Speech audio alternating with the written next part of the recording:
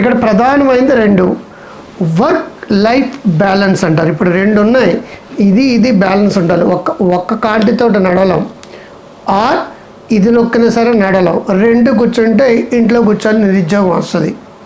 Work life balance అంటాం. Work మీద పడి ఆరోగ్యాన్ని నెగ్లెక్ట్ చేసుకున్న వాళ్ళు ఎక్కువగా ఉన్నారండి. ఈ ఆరోగ్యం అనేది నెగ్లెక్ట్ చేసుకోవడం వల్ల ఏమవుతుందంటే, ఒకటి చిన్నప్పుడే పూర్వకాలం హార్ట్ అటాక్లు అంటే 60+ వచ్చేవి. ఇప్పుడు 18 ఏళ్ళ నుంచి 30 ఏళ్ళ మధ్య హార్ట్ అటాక్లు వస్తున్నాయి. 30 నుంచి 40 మధ్య రిస్క్ బాగా డెవలప్ అయిపోతుంది. సన్నగా ఉన్న వాళ్ళందరూ లావ్ అయిపోయారు. ఎప్పుడు ఏసీలో ఉంటారు కాబట్టి విటమిన్ డి దొరకడం లేదు.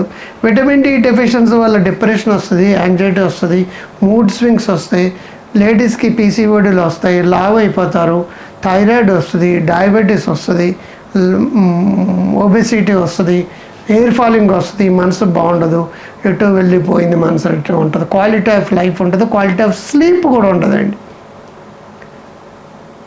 చిన్న విషయాల్లో నెగ్లెక్ట్ చేస్తుంటారు. పెద్ద విషయాల మీద కాన్సన్ట్రేట్ చేసి ఈ కోడింగ్లని మరొకటని, పక్కోడు ప్యాకేజ్ వచ్చింది నాకు ప్యాకేజ్ రావాలి, పక్కోడు పైకి వెళ్ళిపోతున్నాడు పలానా కూర కూడా నేను కొనాలి, పక్కోడు గేటెడ్ కమ్యూనిటీ నేను ఉండాలి, ఈ కంపారిజన్ తోటి దాని మీద టార్గెట్ చేసి దాంట్లో అచీవ్ అవుతుంది. ఎందుకంటే వీళ్ళందరూ తెలివైనాడు కదా, సాఫ్ట్వేర్ కదా.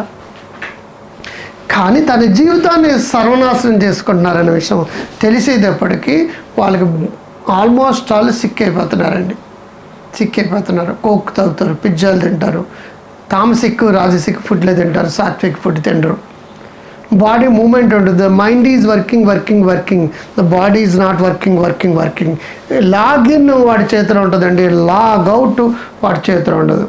మార్కెటింగ్ వాళ్ళగా కంటిన్యూస్గా కాల్స్లో 3 గంటలు 4 గంటల కాల్స్లో ఉండాలి.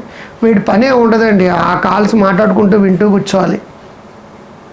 ఒక సినిమా 2 గంటల సినిమాలో ఒక ఇంటర్వెల్ వస్తుంది, 4 గంటలు వాళ్ళు అలాగే కాల్లో కూర్చోవాలి.